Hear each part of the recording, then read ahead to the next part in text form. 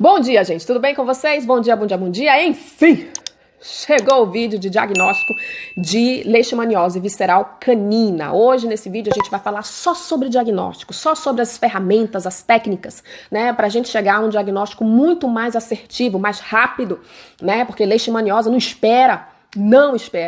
Né, gente? Então eu vou mostrar aqui para vocês todas as ferramentas para que a gente chegue num diagnóstico muito mais rápido e muito mais assertivo, tá? O diagnóstico de leishmaniose é muito nebuloso, é confuso, às vezes dá indeterminado, né? Com todas as ferramentas que temos, né? Essas ferramentas, elas são passíveis de interpretação, é por isso que é difícil, né, chegar a um diagnóstico rápido com relação à leishmaniose visceral canina, tá, pessoal? Então eu vou compartilhar tudo aqui com vocês, tá bom? Quem quiser ver mais vídeos sobre leishmaniose, eu já fiz 2 vídeos aqui no canal muito importantes, tá? Tem coisa aqui que não fala lá e tem coisa lá que eu não vou repetir aqui, tá bom, pessoal? Então vou deixar as capinhas aqui pra vocês verem, tá? Depois aqui no canal. Tá bom, pessoal? Lá eu falo sobre o ciclo biológico da leishmaniose, como é que um mosquito pega a leishmania, como é que um ser humano, um cão, um gato pega a leishmania. Tem as imagens lá, os vídeos ilustrativos, tá tudo lá, tá, pessoal? Eu falo também com relação à eutanásia, né? Resolve, né, os argumentos com relação ao pessoal que às vezes invade a casa das pessoas, né, arranca o cachorro de lá de dentro para fazer eutanásia porque deu positivo, entendeu? Para leishmaniose. Tem todos os argumentos com relação à eutanásia lá, tá bom, pessoal? Também tem lá o vídeo falando com relação por que suspenderam a Leishmune para colocar a Leishtec, né? A Leishtec hoje já é suspensa no Brasil, né? E na época eu tinha feito esse vídeo aqui, né? Tratamento para leishmaniose visceral canina com a vacina Leishtec. Tá bom, gente? Então, tá tudo lá.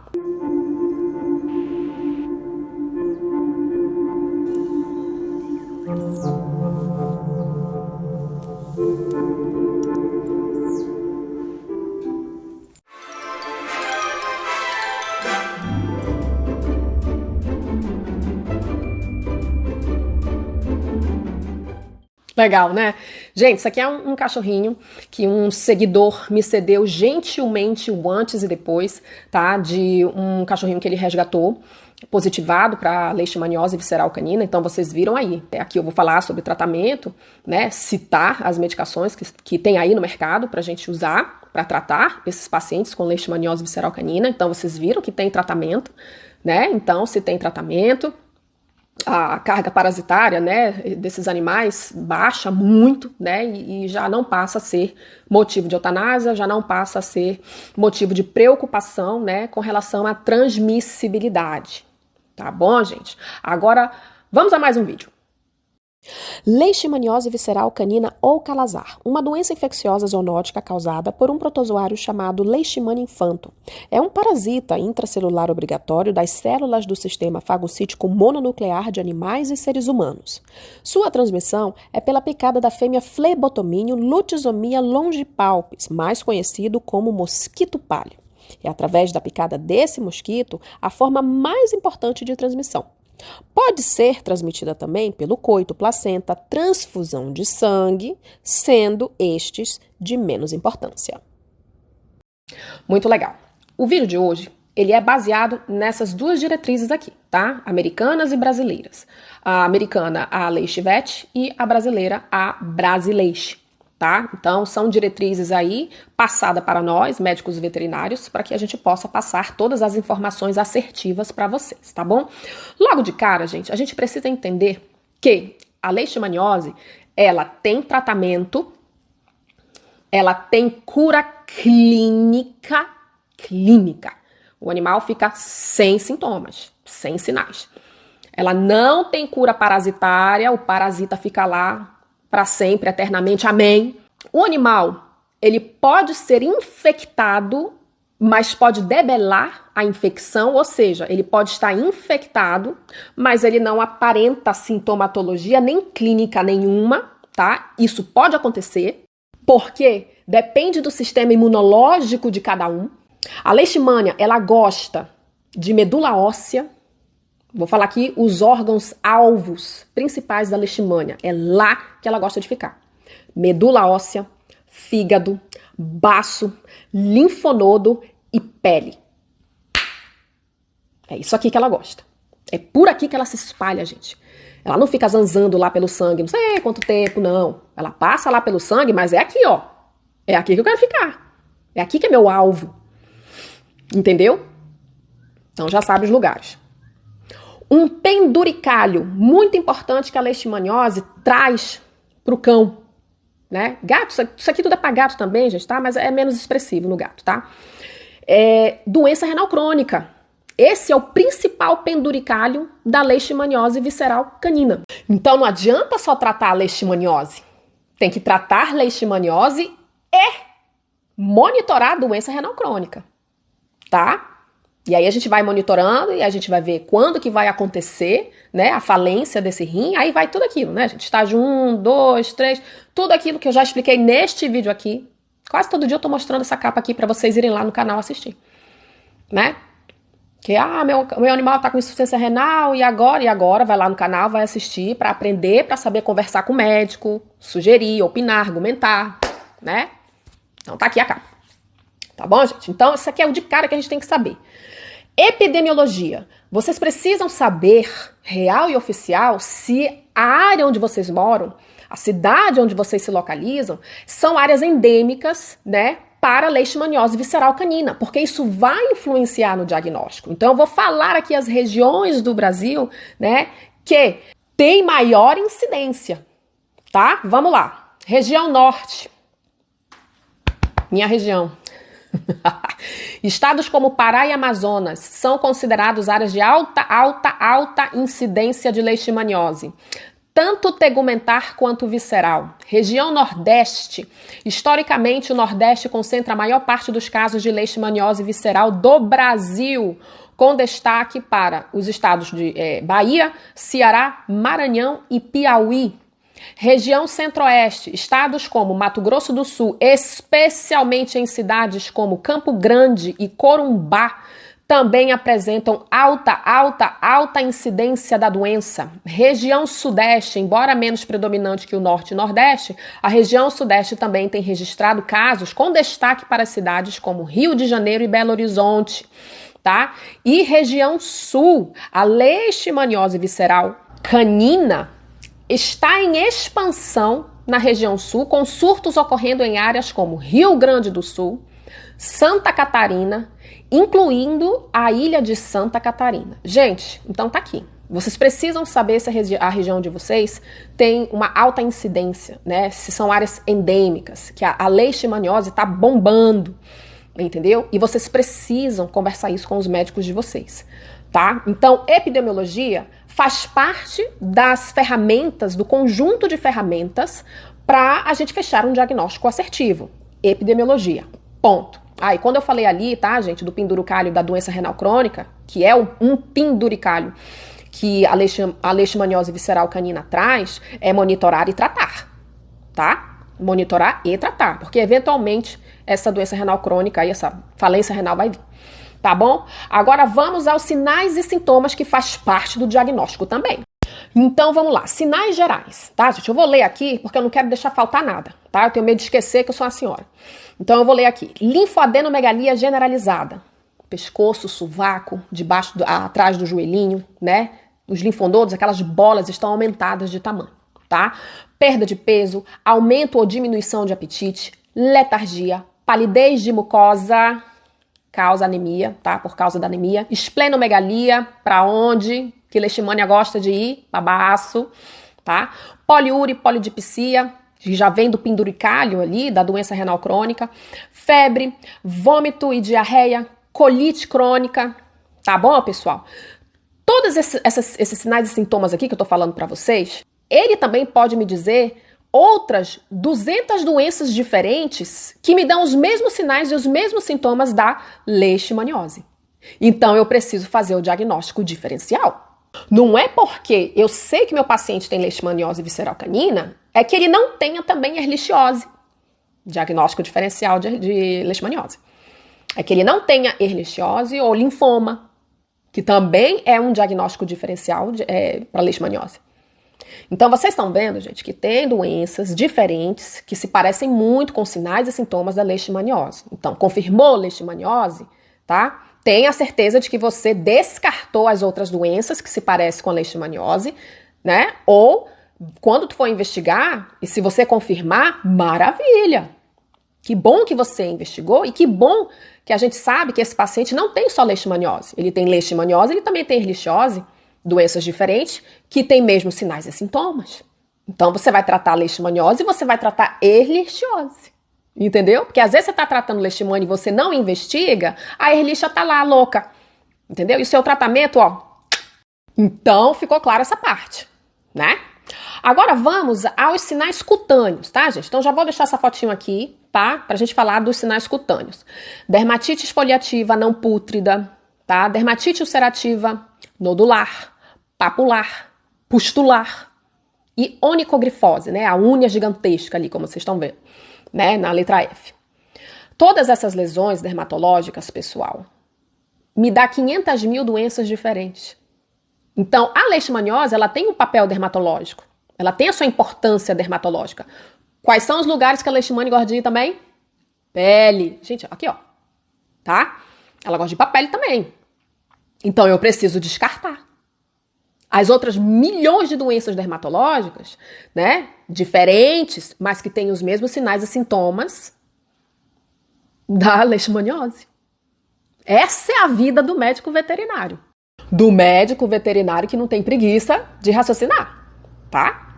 Então vamos aqui, vamos à letra A aqui. Vocês estão vendo o óculos careca ao redor dos olhos desse bebezinho aqui da letra A, tá? Desse cachorro pretinho aqui da letra A. Então nós temos aí alopecia periocular esfoliativa, blefarite, tá? Blefarite, gente, que nem vocês estão vendo aqui nesse cachorrinho aqui, desse pug aqui, onde tem essas duas figuras, duas bolinhas. A pálpebra é inchada, inflamada, tá? Então isso aqui é blefarite. Lesões como essas daqui que vocês estão vendo, a de pele, a gente precisa fazer o diagnóstico diferencial de sarna demodésica. Faz igualzinho esse óculos aqui. Esses óculos aqui, essas carecas aqui ao redor do olho, é igual. Sarna demodésica. Malacésia faz isso. Escabiose faz isso. Dermatofitose faz isso. Então, se eu desconfio que tem leishmaniose, então eu preciso descartar todas essas doenças dermatológicas aí também, querido. Então, tem que fazer raspado, tem que fazer citologia, tem que ler lâmina, gente, tá? Não é olhar, eu acho, não. Você tem que ter certeza. Então, você tem que fazer exame de pele, tá bom? Vamos às outras aqui. Olha essas 3 bolinhas aqui, desses 3 pacientes aqui. Tudo com leishmaniose. Então, eles têm ali conjuntivite, olha, o cachorro da terceira bolinha. Conjuntivite, ceratoconjuntivite, uveíte, né? Olha ali a primeira bolinha do cachorro com o olho muito avermelhado, né? Que a gente chama de ifema, né? Que é um sangramento ali da câmara anterior do olho. Ifema, uveíte, esse olho estranho aqui, meio azul, meio opaco, tá? Leishmaniose faz isso. Mas eu também preciso ter certeza se isso aqui não é realmente um problema oftalmológico, pontual, separado, à parte, né? Que tá causando, local que tá causando os mesmos sinais e sintomas de leishmaniose. Ou também sistêmico, tá, pessoal? Da mesma coisa desses olhos aí, tá? Pode ser sistêmico também, alguma coisa, uma outra doença sistêmica que causa esses mesmos sinais e sintomas oculares aí, tá? Vamos voltar para essa figura aqui. Então, vamos lá, letra B, né? Então, nós temos aqui na letra B, lesão mucocutânea, ulcerativa nasal, tá? Que também pode ser confundida com outras doenças de pele. Então, essa letra B aqui, gente, eu também posso confundir com lúpus eritematoso, com pênfigo foliáceo, tá? Olha só a vida do crente que não é fácil. Letra C, dermatite papular. Letra D, nódulos erosivos, tá? Então, esses nódulos que vocês estão vendo aqui, eles também podem ser confundidos com esporotricose, TVT cutâneo, tá? Letra E, lesão eritematosa plantar. E letra F, onicogrifose, que é esse crescimento das unhas excessiva. Outras alterações cutâneas, tá, pessoal? Aqui a foto. Né, como ulcerações pelo corpo todo ou não, tá? Não dá pra me mostrar as úlceras aqui, porque senão eu vou perder minha monetização, tá? Mas, se vocês procurarem, tem úlceras horríveis ali pelo corpo do animal. Ou, às vezes não tem úlcera nenhuma. Às vezes é só ali, como na letra E, né? Uma foliculite, uma aparência de foliculite superficial, entendeu? Ou uma piodermite boba, superficial. Não tem nada a ver com leishmaniose. Eu olho para aquilo ali, para a letra E, e falei, quando que isso aqui vai ser leishmaniose? Né? Olha a letra D, gente, onde está circulado em vermelho. Aquilo ali que é isso aqui que é uma linfadenomegalia. É um linfonodo infartado, aumentado de tamanho, né? E que se eu vejo uma bola, né, ou aqui ou ali, né, atrás do joelhinho, como vocês estão vendo aqui, eu posso fazer um exame ali rapidinho e fazer uma citologia para ver se não tem leishmania nesse lugar. Mas eu vou falar isso mais lá na frente, tá? E olha a letra A, sangramento nasal, gente. Eu vou olhar isso aqui, eu vou pensar o quê? Ehrlichia. Não somente na Ehrlichia, mas eu também posso pensar em insuficiência hepática. Para onde que a leishmania gosta de ir? Para fígado também. Ela gosta de ir para fígado também. Entendeu? Mas assim como ela gosta de ir para fígado causando uma hepatomegalia, que causa hepatomegalia também, eu não posso deixar de pensar nas outras doenças que vão me causar distúrbio de coagulação, como a ehrlichiose, eu já falei, a trombocitopenia imunomediada, distúrbios de coagulação ou uma insuficiência hepática muito grave. Então eu preciso fazer o diagnóstico diferencial dessa galera aí. Entendeu? Não só o fígado fica aumentado, né? Uma hepatomegalia, mas o baço também. Uma esplenomegalia, porque o coitado tá lá, pelo amor de Deus, gente, tem um negócio aqui, me ajuda. Entendeu? Então ele, ele aumenta de tamanho.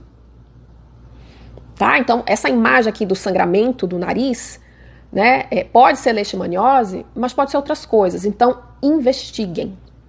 Bom, agora vamos aqui tentar entender o porquê que a leishmaniose, ela traz como um penduricalho aí a doença renal crônica. Por que o animal, eventualmente, né, em algum momento, ele vai desenvolver doença renal crônica? Porque quando esse animal, ele entra em contato com a leishmania, ele vai começar a liberar anticorpos, né, para tentar combater a leishmania. Nessa de que ele está liberando anticorpos, os anticorpos, eles vão se ligar à leishmania, tá? Então, eles vão pegar e vão linkar, eles vão se ligar. Tá? E na tentativa de combater a leishmania, essa formação de antígeno-anticorpo, que a gente chama de complexo antígeno-anticorpo, vai começar a ser formado de uma maneira muito exacerbada, exagerada, na tentativa de debelar essa infecção. Entendeu? Só que o que acontece? Com essa formação exagerada do complexo antígeno-anticorpo, essa formação acaba indo para os rins, inflamando os rins. É por isso que o paciente com leishmaniose, ele desenvolve a doença renal crônica. Porque fica ali, ó, imunocomplexos, né? O complexo antígeno-anticorpo, ele fica ali produzindo. A leishmania nunca vai embora do corpo, né? E ninguém tá sabendo ainda se o animal tem ou não, porque às vezes dá sinal, às vezes não dá, gente, confusão, entendeu? Mas o complexo antígeno-anticorpo tá ali louco. Produzindo e se depositando nos rins, inflamando esses rins. Por isso, a doença renal crônica vem, eventualmente. Não somente, esse é o principal penduricalho da leishmaniose, a doença renal crônica, tá? Mas não somente esse penduricalho, mas também como a poliartrite. Essa mesma história que eu expliquei aqui para vocês, da deposição de antígeno-anticorpos, né, do complexo antígeno-anticorpo, além de ser depositado nos rins, é depositado nas articulações, causando uma poliartrite. Bom, já vimos até agora as ferramentas para a gente tentar fechar um diagnóstico para a leishmaniose visceral canina. Então, nós temos ali a epidemiologia, as manifestações clínicas, que são importantes, para a gente tentar fechar ali bonitinho um diagnóstico clínico, tá? E agora nós vamos aos exames, tá? Primeiro exame, hemograma completo. Maravilha. O que a gente vê nesse hemograma? Uma anemia de leve a moderada, tá? Essa anemia, ela precisa ser arregenerativa, tá bom? A gente pode ver ali uma queda de leucócitos também, tá? Uma leucopenia com neutropenia. E a gente pode ver uma trombocitopenia. Essas 3 células, elas podem estar diminuídas. Como pode estar somente o animal com anemia ou com leucopenia, ou só com uma anemia besta. Então, tudo isso aqui é passível de interpretação. Mas isso aqui é o que geralmente a gente vê. Eu já posso bater o martelo só com hemograma? Não, né? Perfil bioquímico. Então, o que a gente pede no perfil bioquímico? A gente pede ALT, AST, FA, GGT, proteínas totais, a relação albumina-globulina, né? A gente pede isso aí. Por quê? Porque como ali dentro do paciente tem uma inflamação, né, intensa, e será crônica essa inflamação, então já começa a dar BO lá no fígado. Para onde que a leishmania vai? Ela também vai para fígado. Então, esse fígado, né, ele já começa a querer cambalear. Então, o que a gente vê? A gente vê uma hiperglobulinemia com uma hipoalbuminemia, tá? Globulina alta, albumina baixa. O fígado, ele é o principal produtor de albumina. Então, se esse fígado tá com leishmania, tá cambaleando, tá começando a querer perder função, então não haverá a produção de albumina. Por isso, a hipoalbuminemia, tá? Então, essa aqui é a parte hepática, que pode ter essa alteração que eu falei para vocês, ou não. Tá? Às vezes, vem só essa alteração aqui, mas a LT tá linda, a ST tá linda, a FA tá lindo. Ou as proteínas totais, com a relação albumina-globulina, tá tudo lindo, normal. Mas vem só uma alteração besta ali na LT com a FA e a ST tá normal, entendeu? Ou às vezes vem só um GGT ali estranho junto com a LT, entendeu, gente? Então eu não posso bater martelo com perfil, somente com perfil, tá? Isso aqui é o que geralmente a gente vê, tá bom? Com relação aos rins, que eu sempre falo dos pilares aqui, que a gente vai ter que monitorar e eventualmente vai ter que tratar, né? Então, com relação aos rins, eu vou ter que fazer ureia, creatinina, fósforo, né? E o restante dos eletrólitos, urinálise, ultrassonografia, RPCU, tá? Tem uma galera aí que gosta do SDMA, tudo bem, tá bom? E eventualmente aferir a pressão arterial. Então, o que a gente tem até agora para tentar fechar o diagnóstico de leishmaniose? Então, vamos desde lá de cima. Epidemiologia, diagnóstico clínico, hemograma completo, perfil bioquímico. E agora vamos entrar, né, nos exames sorológicos. Os exames sorológicos, gente, são as ferramentas que a gente mais usa, juntamente com tudo isso aqui que eu acabei de falar, né, para fechar o diagnóstico redondinho, bonitinho, tá? Exames sorológicos, eles são passíveis de interpretação também. Tá, gente? São passíveis de interpretação. Eles podem dar falsos positivos e falsos negativos, tá bom? Eles também servem para qualificar, que tem ali os exames sorológicos qualitativos e os quantitativos que servem para quantificar. Então, esses exames, eles vão me dizer, olha, vai dar reagente, não necessariamente que é positivo, mas vai me dar reagente. Então, eu preciso da quantificação, porque é pela quantificação da titulação de anticorpos, sorologia mexe com anticorpos. Então, é através da quantificação da titulação de anticorpos, juntamente com a epidemiologia, clínica, hemograma, perfil e o exame sorológico. Se tiver tudo lindo ali, Nárnia, eu bato o martelo, tá? Mas eu preciso saber interpretar esses exames. Tá bom? Porque eles têm falsos positivos e negativos. Tá bom, gente? E importantíssimo a gente sempre quantificar, porque ali é que vai me dar a certeza. Tá bom? Então, vamos lá.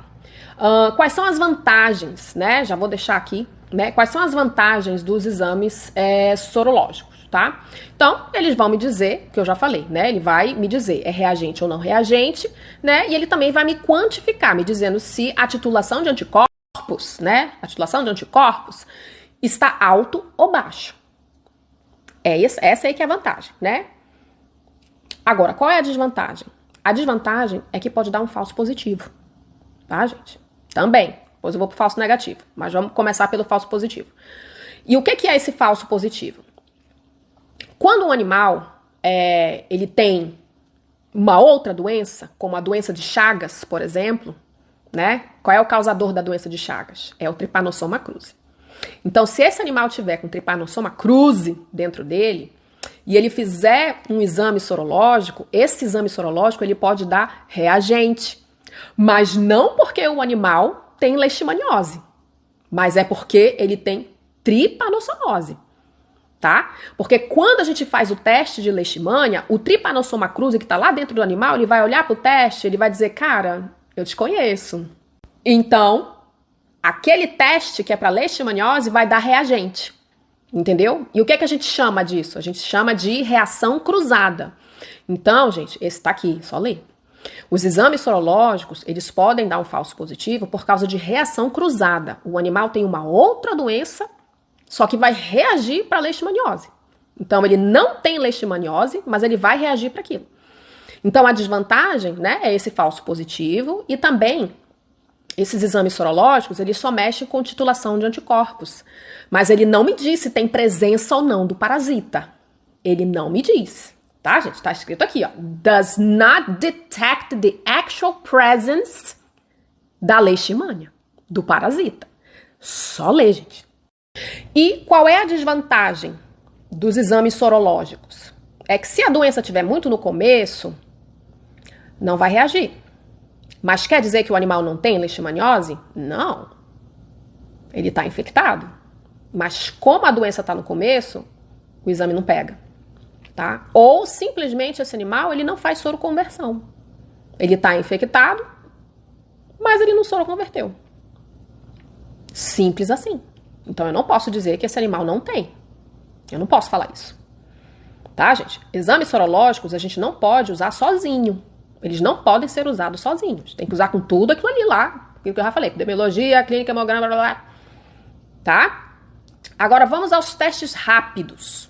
Esses testes sorológicos ali do consultório, né, que tem aquele dispositivo branquinho, ele tem a vantagem de que é rápido. É ali, ó. Só coletar, pingar ali, acabou. Vai me dizer se é reagente ou não reagente. Tá? Então vai me dizer se essa titulação de anticorpos, né, está ali um pouco acima do esperado ou se está abaixo do esperado. Mas ele não me quantifica. E o que é que os guidelines falam pra gente?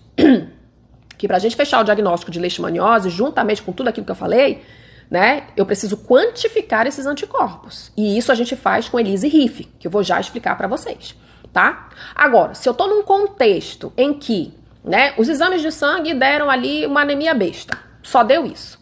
Né? Eu tô com aqueles sinais horríveis ali que a gente já falou aqui. A pessoa mora em área endêmica. O tutor não tem condições de fazer o que o Guidelines pede, que é fazer ELISA e RIF. E a única coisa que ele tem ali na hora é o teste rápido ali no consultório, o dispositivo DPP. E deu reagente? Então eu trato. É o ideal? É o Nárnia? Não é. Mas eu tenho clínica. A pessoa mora onde a leishmaniose está bombando e o meu teste rápido no consultório do reativo. E eu só pude usar esse porque o meu tutor não conseguiu fazer as outras coisas que eu pedi. Então eu trato. Tá? Mas a clínica tem que bater, pelo menos. Dá pra bater tudo? Que nem eu tô falando aqui, epidemiologia, clínica, hemograma. Às vezes não vai bater lindo não, gente. Entendeu? Porque a doença lá não vem numa bandeja. Oi, tudo bom? Não. Por isso que eu falo. Quem faz o diagnóstico é uma cabeça pensante, não é papel. Papel não bate martelo porque tem interpretação da falso positivo e negativo. Então, são passíveis de interpretação. Então, isso aqui, gente, o cérebro da pessoa, ela raciocina. Então, é o médico raciocina e aí sim fala se tem ou não. Entendeu?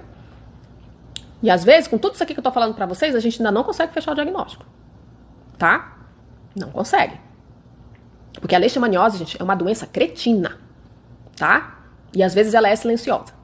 E se confunde com um monte de doença que tem nada a ver com ela, mas dá mesmo sinal e sintoma. Então, teste rápido ali do consultório, vantagens e desvantagens. Então, bateu, né?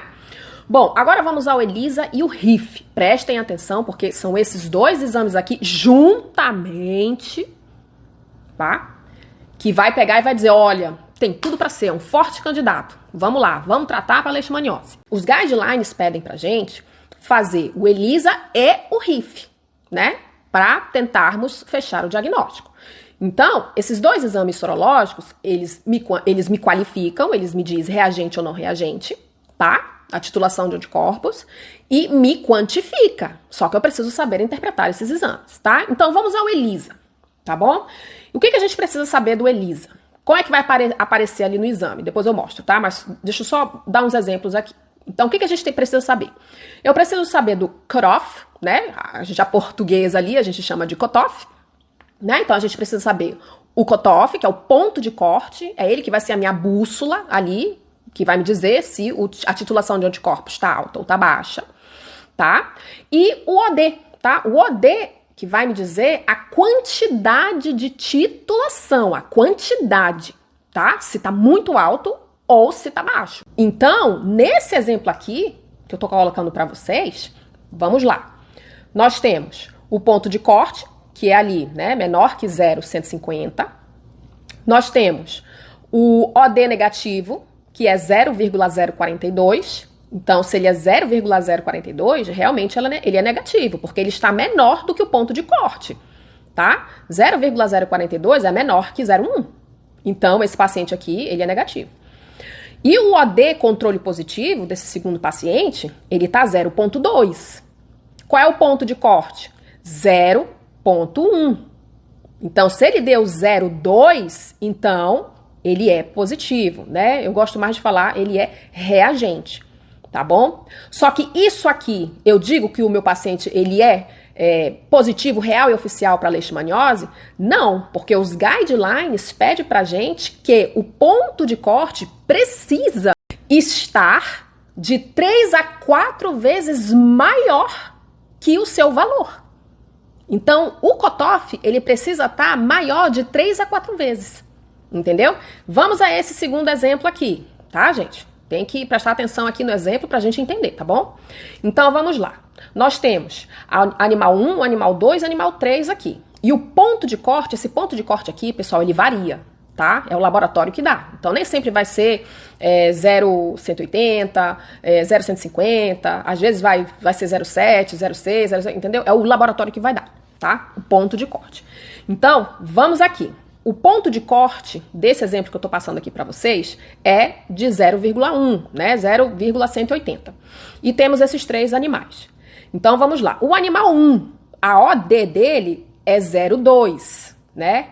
Passou um pouquinho do 0,180. Então, ele é reagente com título baixo. Tá vendo? Ele me qualifica, mas ele tem que me quantificar.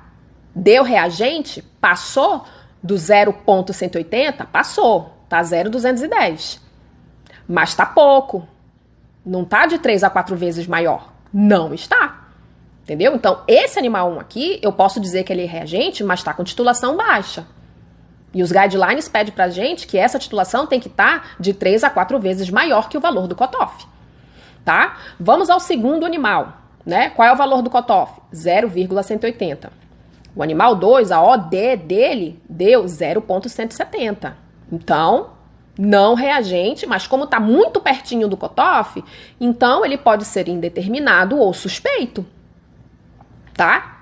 Então, tudo isso aqui, gente, eu tenho que interpretar, eu tenho que avaliar, entendeu? E tudo isso aqui tem que estar de acordo com o raciocínio que os guidelines pedem pra gente para falar para vocês, tá? Agora vamos aqui ao terceiro exemplo. Agora que é o pulo do gato. Qual é o valor do cutoff? 0,180, correto? O terceiro animal tem uma OD de 0,789, de 0,7. Tá? Então, o que que eu vou fazer? Eu vou pegar a minha calculadora e vou fazer 0,180. O que os guidelines pedem? De 3 a 4 vezes o valor do cutoff. Então, eu vou fazer 0,180, valor do cutoff, vezes 3. Dá 0,5. Tá baixo ainda, tá? Tá baixo. Então, não é 3 vezes maior que o cutoff, tá? Então, o que eu tenho que fazer? 0,180 vezes 4. Deu 0,7. Pega a calculadora aí. Deu 0,7. Qual é o valor da OD? 0,7. Então, está 4 vezes acima do valor do cutoff. Então, gente, esse animal 3 aqui, além de ele ser reagente, né? Ele é reagente com titulação alta, de 3 a 4 vezes o valor do cutoff. Tá? Então, se eu pego isso aqui, a minha luz aqui de alerta tá explodindo. Tá? Esse paciente, ele é um forte candidato a ter leishmaniose real e oficial. Tá? Vocês viram ali que com 0,5, 3 vezes maior do que o valor do cutoff, eu já poderia pegar e dizer, olha, ele tem titulação alta, porque é de 3 a 4. Né? Mas a gente calculando direitinho, né, a gente viu que foi 4 vezes o valor do cutoff. Então, deu 0,7. Né? Então, vocês estão vendo que o cutoff é uma bússola e a OAD é a titulação de anticorpos, se vai dar alta ou se vai estar baixo. Mas a gente consegue quantificar por esses 2 elementos. Mas o que os guidelines pedem pra gente? Que não é só para fazer o ELISA, tem que fazer o RIF também. E o RIF, pessoal, ele tem que ser pedido com diluição total. Porque se você não pedir RIF com diluição total, vai vir ali uma diluição de 1 para 40, de 1 para 80. Com essas diluições, você não pode dizer se esse animal é reagente com título alto ou não. Ou se não é reagente. Então, não tem como você pedir sem ser com diluição total. Então, tem que pedir com diluição total. E o que é que os guidelines falam pra gente? Eles falam que a gente só pode pegar e olha, nossa, forte candidato para ser um paciente leishmânico. Se essa diluição está a partir para cima de 1 para 160. Tá? De 1 para 160. Então, se a diluição total tá 1 para 160, 1 para, cadê o resto aqui? 1 para 360, 1 para 640, 1 para 800 e pouco, entendeu? Aí sim, eu digo, olha, fortemente candidato para ser um paciente positivo para leishmaniose, tá, gente? Então, o principal, a gente já chegou até aqui onde eu queria. Tá? Epidemiologia, diagnóstico clínico, hemograma completo, perfil bioquímico, sorologia, os principais, ELISA e RIF. Agora vamos ao exercício aqui, pra gente ver se a gente sabe mesmo o que a gente está falando. Tá bom? Então vocês estão vendo aqui o exame de um paciente, né? Diagnóstico sorológico da leishmaniose visceral com diluição total, então já tá sabendo. Né? Método ELISA, tá? Qual é o cutoff? 0,22, 222. Qual é o valor da OD? 0,1, então é menor. Então, deu não reagente. Olha o RIF embaixo. Não reagente, não reagiu, então não vai dar numeração nenhuma, tá? Porque deu não reagente. Isso aqui, primeiro exemplo. Vamos ao segundo exemplo. Então, a gente tem aqui, né, um diagnóstico sorológico da leishmaniose visceral canina com diluição total. Então, nós temos o ELISA e nós temos o RIF, tá? O RIF é que vem com a diluição total, tá bom, gente? Então, qual é o valor do cutoff? 0,723. Qual é o valor da OD? 2,327. Então, o que eu tenho que fazer? Pega o valor do cutoff, 0,723, e multiplica por 3, porque o Guidelines pede de 3 a 4 vezes o valor do cutoff. Então, se eu pegar esse 0,723 e multiplicar por 3, vai dar 2,1. Agora, se tu quiser ver mesmo para bater 2,3, então só tu pegar o 0,723 e multiplicar por 3 ponto alguma coisa que vai dar certinho o 2,3, tá? Então, esse paciente aqui, ele tem 3 vezes o valor do cutoff. Então, esse paciente é reagente. E quando a gente vai ver, com o título alto, quando a gente vai ver o RIF lá embaixo, né, aqui embaixo, a gente já consegue ver que a diluição total no RIF já começa a partir de 1 para 160. Então, é reagente, tá? Então, vocês viram aqui, gente, que eu tenho um ELISA e um RIF reagente com titulação alta. Esse exame aqui é o Nárnia, né? Que geralmente é o que acontece, entendeu? Que é o que geralmente acontece, juntamente com epidemiologia, clínica, hemograma completo, perfil bioquímico, e esse exame aqui de ELISA e RIF, que é o que os guidelines pedem. Então, isso aqui é Nárnia, gente, entendeu? E é o que geralmente acontece, graças a Deus, né? Mas, às vezes, gente, tudo isso aqui que eu expliquei pra vocês até aqui pode dar tudo negativo. E ainda assim, o animal ter leishmania. E aí? Ou o ELISA dá reagente e o RIF não. Porque, às vezes, gente, o ELISA e o RIF, eles não vão concordar. O esperado é que eles sejam concordantes, mas às vezes isso não vai acontecer. Às vezes o ELISA dá reagente, o RIF não. Às vezes o RIF, né, dá reagente e o ELISA não. Entendeu? Então vocês estão vendo, gente, que todas as ferramentas que eu tô falando aqui pra vocês, elas nunca, jamais devem ser usadas sozinhas. Entendeu? Papel não bate martelo. Quem bate martelo é uma cabeça pensante. Então tá todo mundo aqui hoje nessa conversa pensando junto. Entendeu? E conhecimento é poder. Não é só eu do lado de cá, que estudou 200 anos, é médico, não sei o que, salva vidas, abaixo de Deus, lá, vocês também. Há médicos e médicos. Eu já tô recebendo aqui o pessoal falando, meu Deus, vocês aprendem isso na faculdade porque o meu cachorro tem leishmaniose e ninguém me falou nada disso. Entendeu? Então, gente, quando o negócio tá muito indeterminado, suspeito, nebuloso, tá dando tudo negativo, mas a clínica tá me dizendo, né, poxa, Isso aqui tá parecendo leishmaniose, gente. A gente mora em área endêmica, né? Tem um sinal clínico ou outro ali que tá batendo demais, entendeu? Aí, gente, vamos ter que partir para outras ferramentas, como essa daqui, a citologia. Se o linfonodo ali estiver todo infartado, eu já falei desse contexto aqui. O linfonodo está infartado, está grande, ele tem um sinal ou outro lá, clínico. Tem uma anemia, né, de leve a moderada, mas o RIF está dando inconclusivo, o ELISA está dando inconclusivo, às vezes está dando tudo não reagente, mas o médico tem aquele negócio assim, cara, eu sei que é, entendeu? Porque eu sei o curso da leishmania, eu sei que ela se esconde, então deixa eu fazer uma citologia. Aí vocês veem isso aqui, ó. Isso aqui, gente, onde está circulado, isso aqui é a forma, a mastigota que fica nos tecidos, tá? Que fica aqui nos tecidos. Esse tecido aqui foi feita uma punção de linfonodo, né? Um aspirado de agulha fina ali, né? No linfonodo, pega a agulha e vai lá no linfonodo que está infartado. Entendeu? E aspira aquilo ali. Aí depois vai fazer a citologia, vai ler lá na lâmina para ver o que tá vendo, o que eu tô vendo. Entendeu? Aí tá vendo isso aqui. Forma mastigota. Eu já peguei um paciente, gente. Ele não tinha nada. O cachorro tava lindo, brincando. O pelo, a coisa mais linda do planeta Terra.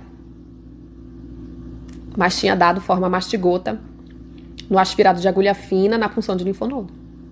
E aí? É aquele contexto. Às vezes o animal ele não soroconverte. Vai dar tudo negativo, vai dar tudo não reagente. O hemograma tá lindo. Mas a mastigota, né, cretina tá lá. Ela tá lá. Entendeu? E qual é a desvantagem da citologia? É que se você puncionar ali no linfonodo, gente, pode fazer, já no caso de fígado e baço, né, a gente faz biópsia, tem que anestesiar esses animais, geralmente esses animais já estão bem doentes, então ninguém nem mexe com isso. Então a gente vai para linfonodo mesmo, que é mais superficial, tá? Mas qual é a desvantagem da citologia, né, quando você for lá puncionar? É porque aonde você está puncionando, pode ser que o amastigota não esteja ali. Às vezes não está ali aonde você enfiou a agulha, entendeu? Às vezes não está. E aí quando você vai ler a lâmina, aí, negativo. Mas não é porque não tem, é porque aonde você puncionou, o amastigota não estava lá. Entendeu? Então a citologia, gente, ela é específica, né? Você viu e você sabe qual é o parasita que está ali. Tá? Essa é a vantagem. A desvantagem é que pode dar um falso negativo, entendeu? Essa é a desvantagem. Então vocês estão vendo, né, gente? Todo exame. E não é assim, nossa, agora sim. Não, é o conjunto da obra, tá bom? Vamos ao PCR, tá, gente? Vamos ao PCR. Podemos fazer o PCR. E o PCR, ele é o padrão ouro de diagnóstico, juntamente com tudo que eu falei. Mas ele é o padrão ouro para diagnóstico quando ele dá positivo. Porque ele pode dar falso negativo também, tá? Então, quais são as samples, né? Quais são as amostras que eu posso pegar para fazer um PCR, né? Assertivo, né? Tentando ali fazer o melhor da minha habilidade. Medula óssea, então você faz punção de medula óssea e faz o PCR. Você pode fazer PCR de linfonodo, de baço, de pele e de conjuntiva. Então, essas aqui são as amostras para a gente conseguir pegar a leishmania com PCR. E por que a gente não pede PCR de sangue, né? Os guidelines falam pra gente, olha, gente, PCR de sangue é uma amostra que é menos sensível, né? Até porque a leishmania, ela não gosta de ficar em sangue. O alvo dela é medula óssea, é baço, é tecidos e órgãos, gente, tá? Então ela não fica lá lerdando pelo sangue. Então a gente não pede PCR de sangue, entendeu? Por quê? Porque pode dar um falso negativo. Pode dar um falso negativo. Não é que o animal não tem leishmaniose, é você que pegou a amostra assim que não é muito certa, né? Então, se tiver com início de doença, se a carga parasitária estiver muito baixa, o PCR vai dar negativo. Mas isso não quer dizer que ele é negativo. Foi só você que pegou a amostra errada e não vai aparecer nada lá. Vamos a um exemplo aqui, tá? Olha só isso aqui. Todos esses exames, a partir de agora, que eu vou mostrar pra vocês, é tudo da mesma data, tá? É tudo da mesma data, tá bom? 28 de outubro do ano passado. Tá?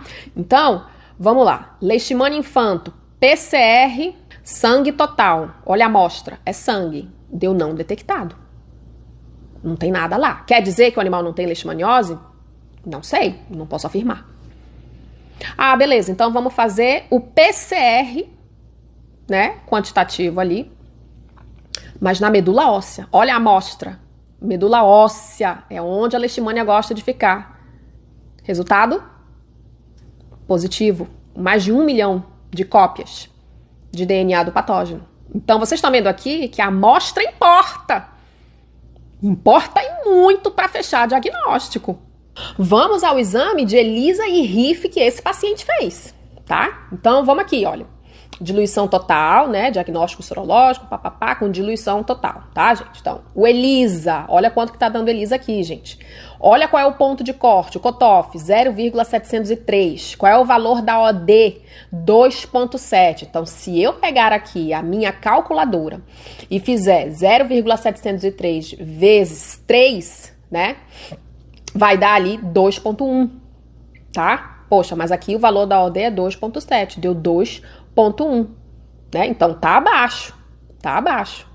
Então daqui eu já sei que é positivo. Por quê? Porque agora eu vou ter que multiplicar a 4 vezes, que aí vai dar acima do 2,7, entendeu? Ah, mas eu quero que dê 2,7 direitinho. Então você faz 0,703 vezes 3,9, que vai dar 2,7. Logo, quanto ao ELISA, esse animal ele é real e oficial reagente, né? Positivo aí para leishmaniose visceral canina, porque quantificou, está de 3 a 4 vezes o valor do cutoff, tá? E olha o RIF, quanto é que tá o RIF? O RIF tá ali, ó, na diluição total a partir de 1 para 160. Então, estão concordando aqui, né? Então, já tive ali um PCR negativo, olha lá, a leishmania querendo nos enganar, se a gente não souber o que a gente tá fazendo, né? Deu amostra negativa com sangue, PCR, né? Deu PCR positivo para leishmania, porque acharam ali na medula óssea o lugar onde elas gostam de ficar, então tem que fazer PCR de lá, tá? E o ELISA e RIF se concordaram, deu positivo acima de 3 a 4 vezes, né? O ELISA do valor do cutoff e o RIF a partir de 1 para 160. Pelo ELISA, esse paciente ele já é reagente com altos títulos de anticorpo para leishmaniose, exatamente como os guidelines pedem, tá? E com relação ao RIF, a gente vê aqui que o RIF ele já está a partir de 1 para 160, né? Que é exatamente o que os guidelines pedem também. Então, esse paciente aqui, gente, ele é real e oficial um paciente positivaço para leishmaniose visceral canina. Agora, se fosse o caso desse paciente aqui, né, o tutor falar assim, poxa vida, eu não consigo fazer ELISA e RIF, né, ele nem precisava fazer ELISA e RIF porque o PCR, né, de medula óssea já tinha dado detectado, né, mas se fosse o caso, poxa, doutor, eu não consigo fazer o ELISA e o RIF, mas eu tenho dinheiro para fazer o PCR de medula óssea, vamos fazer? Vamos. E deu positivo ali, como deu, né, então já trata, a PCR já positivou ali. Entendeu? Mas tem outras coisas ali, pessoal, com relação ao PCR. Vocês viram que o PCR ele pode dar um falso negativo com relação ao sangue, mas às vezes até na amostra certa ele pode dar um falso resultado, tá? Como, por exemplo, qualidade da amostra, né? A coleta e armazenamento inadequado da amostra podem levar à degradação de DNA, dificultando a detecção pelo PCR. Então, por mais que você colete na amostra correta, se o laboratório não souber o que está fazendo, pode dar um falso resultado. Então, muito cuidado para não houver a degradação da amostra, tá? Porque aí, poxa, pegou a amostra correta, né? Tudo direitinho. E aí também não tem o armazenamento correto, já começa a degradar, e aí, gente, acabou, né? E uma outra coisa, gente, muito importante, tá? Às vezes o PCR ele pode dar negativo de medula óssea, tá?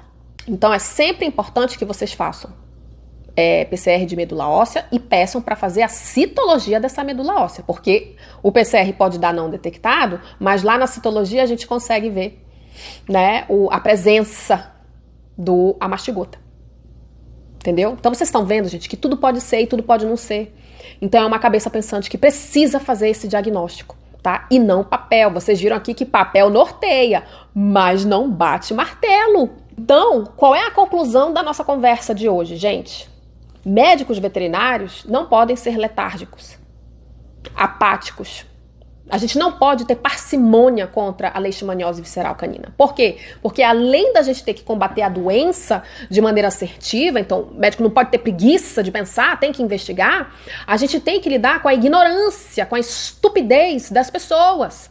Né? O pessoal vê o animal, cão e gato também tem, menos expressivo, com leishmaniose, parece que esses animais têm lepra. Entendeu? Então a gente tem que combater a ignorância. A ignorância mata. Tá? Então, isso aqui que a gente tem aqui dentro serve para pensar, não é de enfeite, entendeu? Que nem o jaleco. O jaleco branco ali, ele não é de enfeite. Ele tá me dando uma postura, olha, uma marca. Ele é um médico. Mas não adianta ter o jaleco lindo branco e o cérebro não funciona para nada. Entendeu?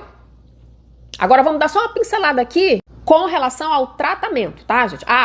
Uma outra coisa aqui com relação ao PCR.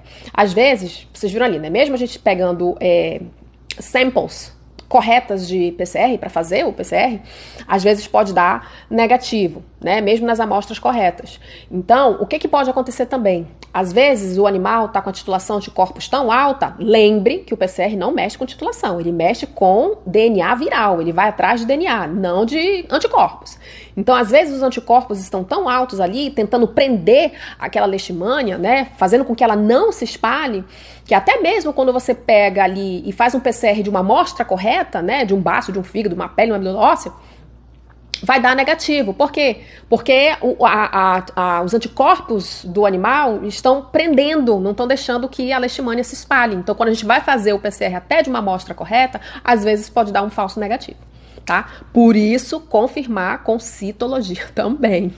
Agora sim, qual é o tratamento de leishmaniose, tá, gente? A pincelada aqui. O tratamento hoje no mercado é o milteforam, tá? Milteforam com o halopurinol. Halopurinol para sempre. Você faz alguns ciclos ali de milteforam até baixar a carga parasitária e fica mantendo só com halopurinol, tá? Uso contínuo. Qual é uma desvantagem que tem aí? Não é em todos que acontece, tá? Mas pode acontecer. Mas não é certeza que vai acontecer real e oficial. O halopurinol, gente, ele faz com que esse animal ele produza cálculos renais, urinários, né? Cálculos de xantina. Então essa é uma desvantagem aí do halopurinol. Não acontece com todos. Tá? Não acontece. E se acontecer, você para e você pode continuar aí com a domperidona, tá? Com a domperidona.